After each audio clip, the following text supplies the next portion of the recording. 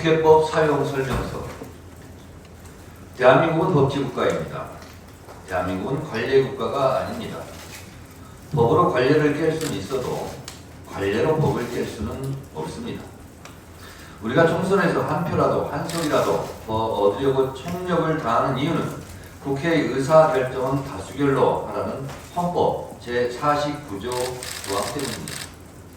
헌법 제49조 제적의원 과반수의 출석과 출석의원 과반수의 찬성으로 의결한다는 국회의 의사결정 방법 때문에 총선에서 과반수 의석을 확보하려고 각 당이 노력합니다.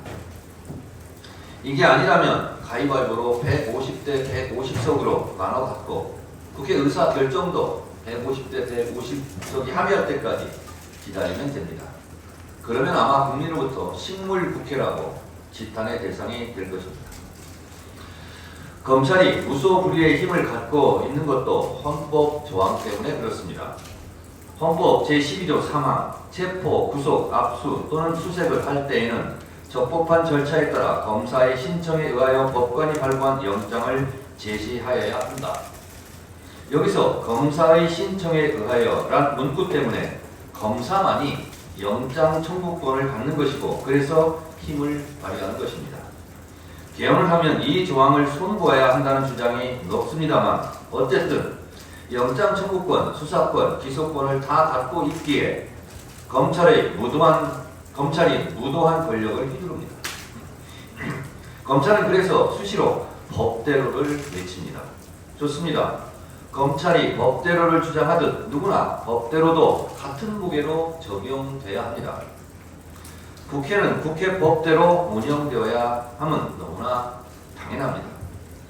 검사 탄핵을 두고 이원석 검찰총장과 검사들이 공개 반발하고 마치 천재지변이 일어나는 것처럼 격앙돼 반발하고 있는데 진정들 하십시오.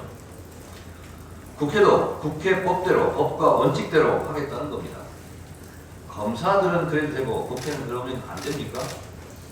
그대들이 법과 원칙을 강조하듯이 국회법 제130조 탄핵소추 발의 1항에 탄핵소추가 발의되었을 때에는 의장은 발의된 후 처음 개의하는 본회의에 보고하고 본회의는 의결로 법사위에 회부하여 조사하게 할 수 있다. 131조 1항에 법사위는 탄핵소추안을 회부받았을 때에는 지체 없이 조사 보고하여야 한다.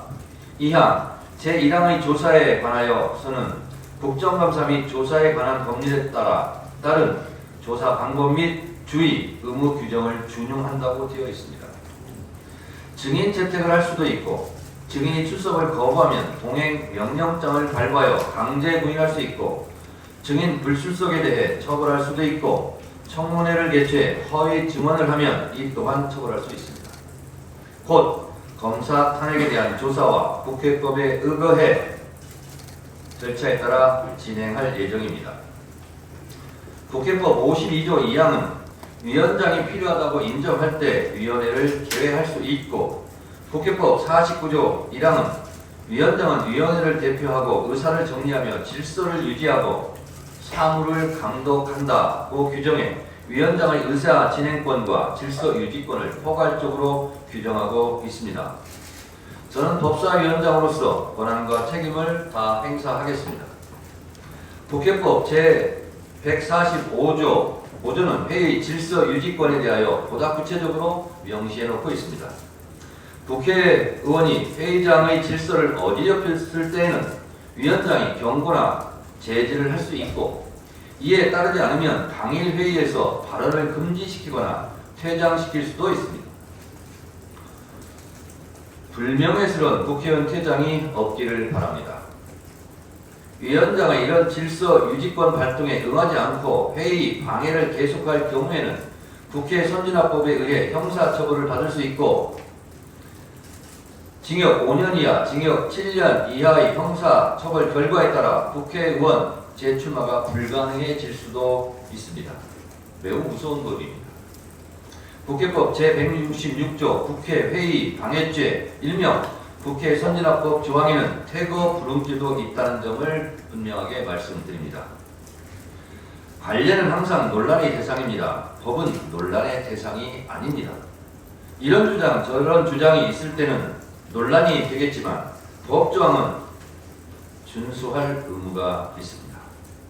어제 무제한 토론 필리버스터 중지도 180석으로 종결시킬 수 있다는 국회법 106조 29조 6항에 따른 조치입니다. 윤석열 대통령 탄핵 청원도 국회법 제125조 청원 심사 보고 등을 규정한 법과 절차에 따라 진행될 예정입니다. 제125조 사항은 현장 조사도 할 수 있고 청원인, 이해관계인 및 학식 경험이 있는 사람으로부터 진술을 들을 수도 있고 국회법 65조 1항에 의거해 청문회를 열 수도 있습니다. 국회법 제65조 청문회 조항 1항은 위원회, 소위원회도 포함하고 있습니다. 위원회는 중요한 안건 심사 시에도 청문회를 열 수 있다고 규정하고 있습니다. 그동안 사용할 수 있음에도 불구하고 사용하지 않았던 국회법 조항이 참 많습니다. 잠자고 있던 국회법 조항을 흔들어 깨워서 국회법에 생기를 불어넣겠습니다.